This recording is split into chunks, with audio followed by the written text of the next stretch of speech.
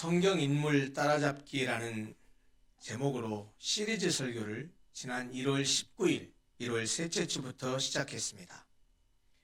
그동안 3월 마지막 주까지 10번에 걸쳐서 아담, 아벨, 노아, 아브라함, 이삭, 야곱, 요셉, 그리고 모세, 여호수아, 갈렙을 살펴보았습니다. 그 이후에 교회 행사와 세례식, 부활절이 이어지면서 성경 인물 따라잡기 설교가 잠시 중단됐었습니다. 그동안 우리가 따라잡아 본 인물 10명은 창세기부터 여호수아서에 등장하는 그래도 꽤 유명한 사람들이었습니다. 여호수아 다음 성경이 사사기인데 사사기에 등장하는 사사들은 삼손처럼 아주 유명하게 알려져 있는 사람도 있지만 대부분은 잘 알려져 있지 않습니다. 그렇지만 그 가운데 저는 세 사람을 차례로 한번 따라잡아 보려 합니다. 드보라, 기드온, 삼손, 이 세 사람입니다. 그래서 오늘은 성경 인물 따라잡기 11번째 시간으로 드보라에 대한 이야기를 한번 같이 나누려고 합니다. 드보라는 시대의 영적 어둠 속에서도 하나님의 뜻을 따라 이스라엘을 이끌었던 믿음의 여인입니다.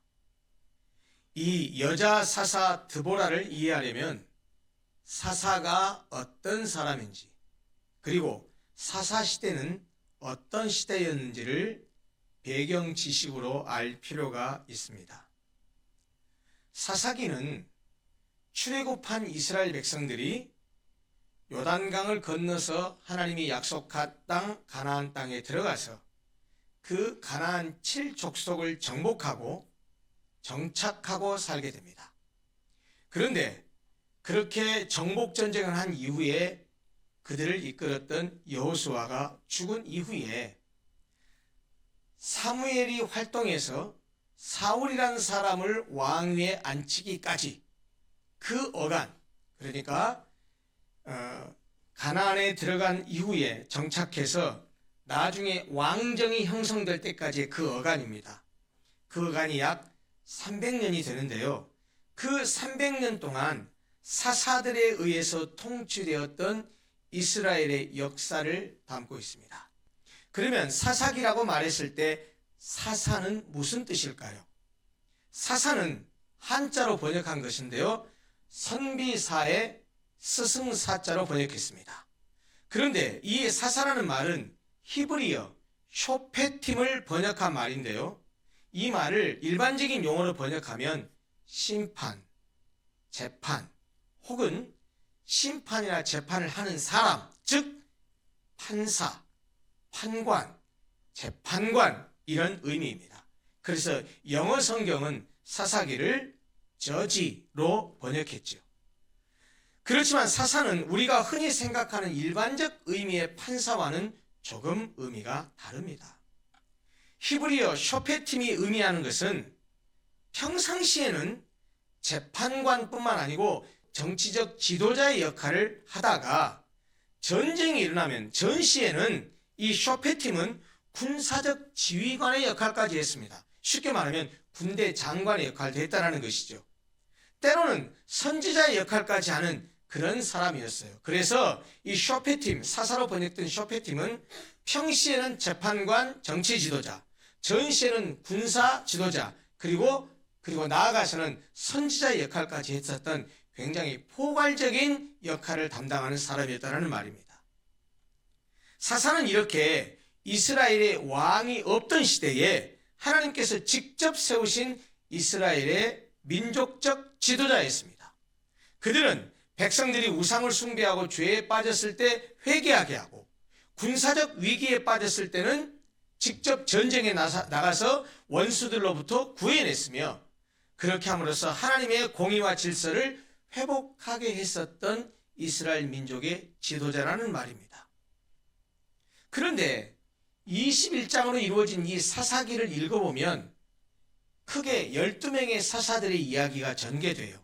그런데 그 이야기를 보면 공식과 같은 그런 사이클이 반복됩니다. 그건 뭐냐면 이스라엘 민족들이 하나님 앞에 범죄하고 그 범죄에 대해서 하나님이 징계하고 징계를 내리면 고통 속에 있던 이스라엘 백성들이 회개하면 하나님께서 다시 긍휼을 베푸셔서 사사를 보내서 그들을 구원하셨습니다.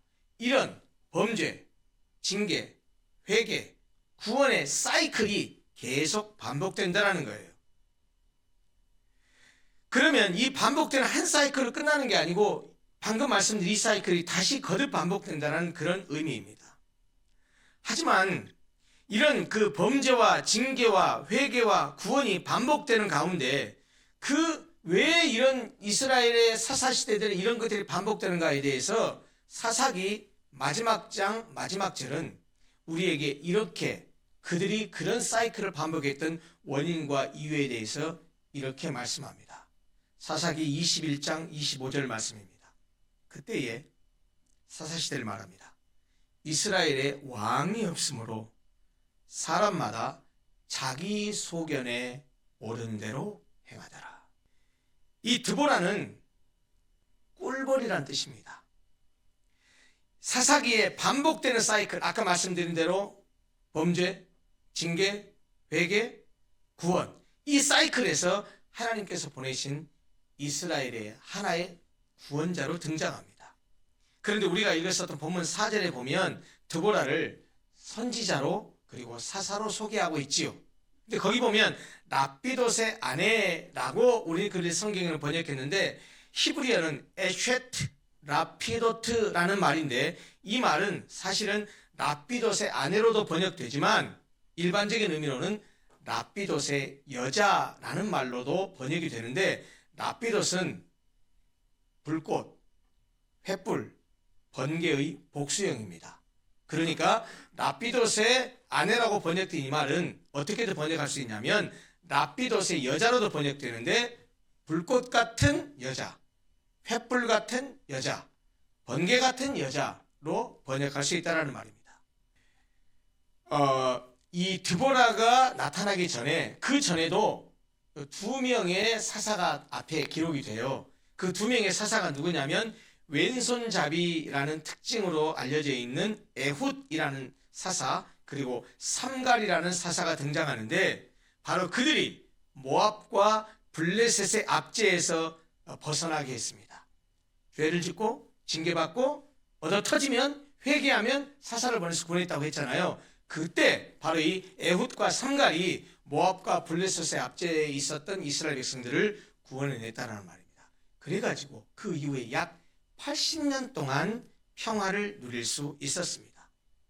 그런데 이스라엘 백성이 또 80년의 태평 기간을 보낸 이후에 사사 에훗이 죽자 이스라엘은 다시 또 여호와 앞에 죄를 범했습니다. 그런데 이번에는 하나님께서 가나안 왕 야빈의 손을 통해서 이스라엘을 징계하십니다.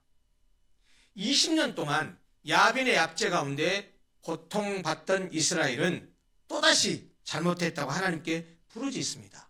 그러자 하나님께서 사사를 보내셨는데 그때 보낸 사사가 바로 오늘의 주인공 드보라입니다. 이 드보라를 사사로 세우셔서 야빈의 압제에서 이스라엘을 구원하십니다. 오늘 우리가 읽었었던 본문의 내용이 그 내용입니다. 선지자여 사사로 부름받은 드보라는 하나님의 지시를 받고 바락이라고 하는 사람을 부르죠. 그리고 그 바락이 군대 장관인데 그 바락을 불러서 명령합니다. 나가서 가나안 왕 야빈의 군대 장관 시스라와 싸워라. 그래서 이스라엘을 구원해라 라고 명령합니다. 덧붙여서 하나님께서 이 시스라의 군대를 네 손에 붙이셨다라고 하면서 여호와께서 승리를 약속하셨다는 사실도 바락에게 전합니다. 그런데 우리가 아까 본문에 읽었다시피 바락은 한 발 뒤로 물러서죠. 드보라, 당신이 나와 함께 가지 않으면 나도 가지 않겠습니다. 나와 함께 가주십시오 라고 이야기하죠.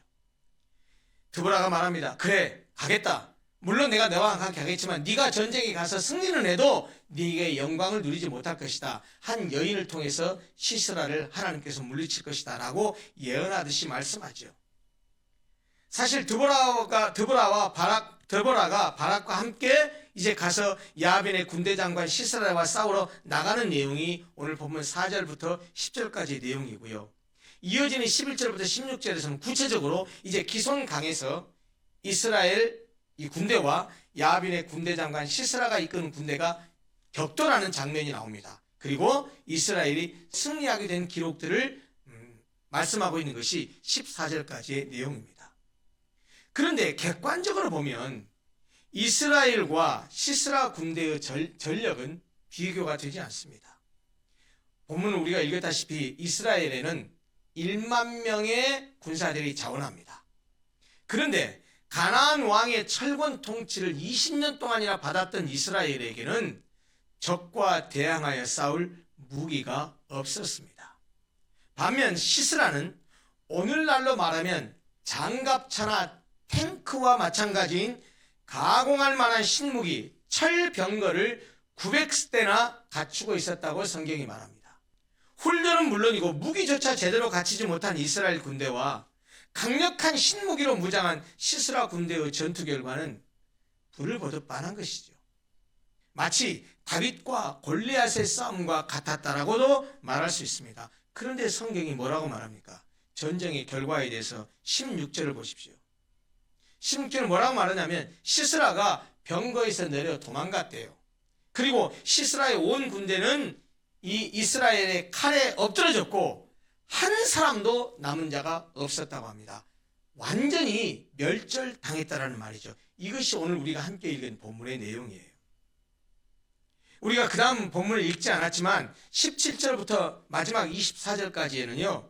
그 도망한 시스라가 야엘이라는 여성에게 죽임을 당하고 마침내 하나님이 가나안 왕 야빈을 이스라엘 자손 앞에 굴복하게 하셨다 하는 내용이 이어집니다.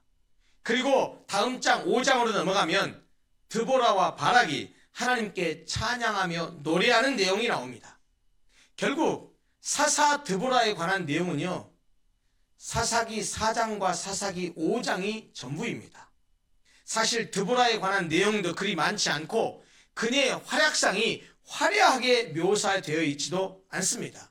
그렇지만 우리는 드보라를 통해서 그렇게 혼란스럽고 어두운 영적 시대 속에서 하나님께 쓰임받는 믿음의 사람은 어떤 사람인지를 드보라를 통해서 알 수 있습니다.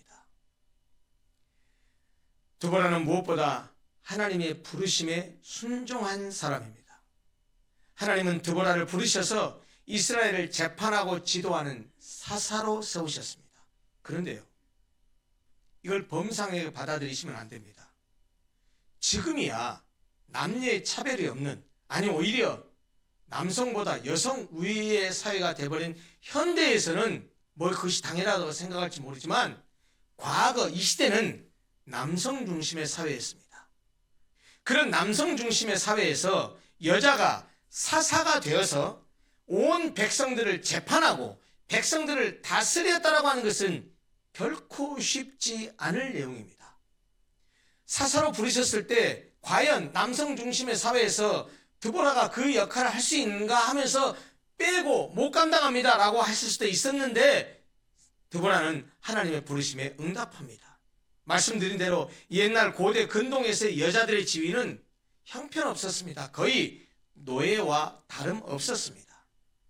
여성들이 사회적으로 인정받지 못하던 시대에 드보라가 이스라엘의 사사가 되었다는 사실은 그런 점에서 매우 중요한 점을 시사합니다. 하나님은 당신의 사명을 누구에게 주실 때 남녀의 구분이 없다는 거예요.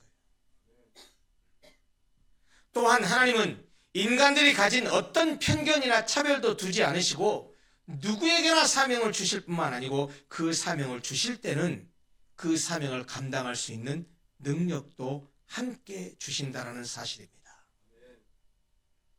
한마디로 하나님은 우리들이 가지고 있는 사회적, 관습적 인식에 얽매이지 않으시고 누구든지 부르셔서 그의 종으로 삼으십니다. 우리 인간은 집안, 학벌, 나이, 성별을 들먹이면서 한계를 짓지만 하나님은 그런 것들과 전혀 상관없이 우리를 부르셔서 당신의 일을 감당하게 하십니다. 그러므로 우리는 우리 스스로가 만든 그런 한계에 얽매이지 말고 믿음으로 박차고 일어나서 그 한계에서 벗어나야 합니다. 사도 바울이 뭐라고 고백합니까? 내게 능력 주시는 자 안에서 내가 모든 것을 할 수 있느니라. 내가 모든 것을 할 수 있다고 말하는데 내 능력으로 할 수 있다고 했습니까? 내게 능력 주시는 자 누굽니까? 전능하신 하나님, 그 하나님 안에서 그 하나님의 능력으로 내가 모든 것을 할 수 있다고 고백한 이 사도 바울처럼 우리는 하나님이 어떤 일을 주시든지 믿음으로 도전할 줄 알아야 한다는 말입니다. 하나님께서 어떠한 사명을 주시든지 우리는 드보라처럼 믿음으로 순종해야 할 것입니다. 그런데 드보라는 하나님의 부르심에 단순히 순종만 한 것이 아닙니다. 드보라는 지도자로서 지도력을 발휘합니다. 누구를 불렀습니까?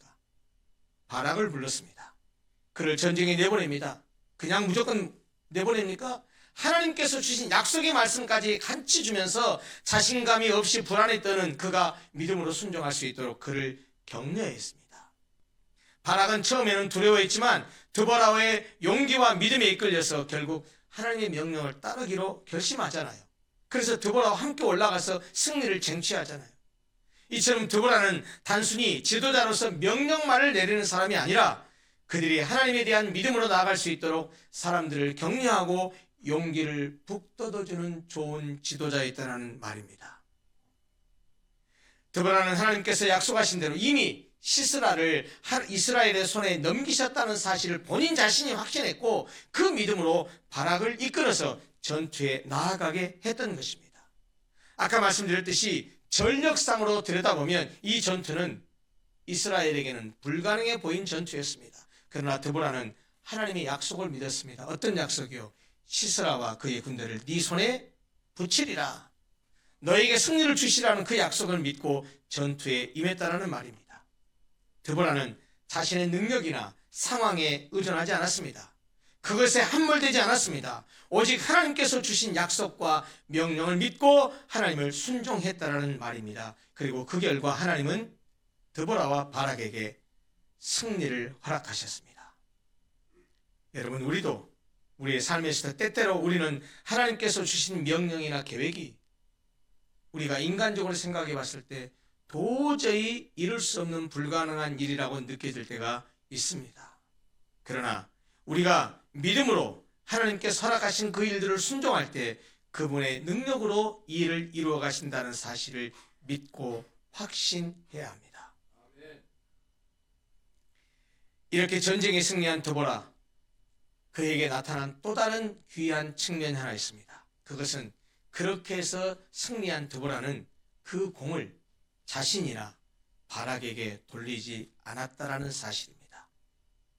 우리가 읽지는 않았지만 그 다음 장, 본문에 이어지는 다음 장 사사기 5장을 보면 드보라와 바락은 전투의 승리를 자신들의 능력과 공으로 돌리지 않고 하나님께서 이스라엘을 구원하신 사실을 찬양하면서 모든 영광을 하나님께 돌립니다. 우리도 어떤 일을 열심히 일해서 성취했을 때 자신을 드러내고 싶어 합니다. 내가 이렇게 열심히 한 결과야, 내 능력이야, 이렇게 하고 싶죠. 인간은 누구나 그렇습니다. 그러나 드보라는 그렇게 하지 않았습니다. 하나님께서 베푸신 은혜로 알고 모든 영광을 하나님께 돌렸습니다. 우리도 세상에서 일을 하든 교회에서 일을 하든 우리가 어떤 일을 하든 우리가 최선을 다해서 애쓰고 노력해서 일을 이루어야 되겠지만 그러나 모든 일을 이루고 나면 드보라처럼 내가 했습니다, 내 능력입니다, 이렇게 말할 것이 아니고 하나님의 은혜입니다, 하나님의 능력 주십니다 라고 말하면서 모든 영광을 하나님께 돌릴 줄 알아야 할 것입니다. 드보라는 하나님께서 부르신 사명을 믿음과 순종으로 수행했던 귀한 지도자였습니다.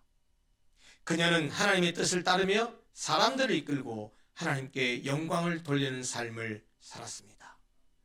우리도 드보라처럼 믿음으로 하나님의 부르심에 응답하고 그분의 인도하심을 믿고 따를 때 하나님은 우리를 통해 하나님 당신의 뜻을 이루어 가실 것입니다. 아멘. 사랑하는 성도 여러분, 우리 앞에 놓인 세상을 한번 보십시오. 얼마나 혼란스럽습니까? 무엇이 참이고 무엇이 거짓인지를 제대로 분별할 수도 없는 시대가 되어버렸습니다. 이런 시대일수록 하나님의 음성에 민감한 믿음의 사람이 필요합니다. 사사 시대처럼 말입니다. 그렇게 어둡고 캄캄한 시대에 하나님은 한 여인 드보라를 통해서 일하셔서 한 민족을 구원하고 회복시키셨습니다. 드보라는 하나님의 말씀에 반응했고 믿음으로 행동했으며 다른 사람의 믿음을 북돋아 주었고 모든 영광을 하나님께 돌린 순종과 믿음의 지도자였습니다. 오늘 이 시대에도 제2의 제3의 드보라가 필요합니다. 믿음으로 하나님의 말씀을 듣고 주저하는 이들을 격려하여 이렇게 세우며 하나님께 영광 돌릴 줄 아는 그런 드보라와 같은 사람이 필요하다는 말입니다. 사랑하는 성도 여러분, 가정에서 드보라가 일어나야 합니다. 교회에서 드보라가 일어나야 합니다. 우리의 직장과 공동체에서 믿음으로 일어서는 또 다른 드보라가 필요합니다. 우리가 21세기의 오늘의 드보라가 되었으면 좋겠습니다. 이 시대가 아무리 혼란해도 하나님은 순종과 믿음의 사람을 찾으십니다. 그리고 하나님은 드보라와 같은 순종과 믿음의 사람을 통해서 당신의 일을 이루어 가십니다. 그 사람이 하나님이 찾으시는 제2, 제3의 드보라가 오늘 이 자리에 예배 드리러 나와 앉아 계신 여러분들이 되시기를 바랍니다. 기도하겠습니다.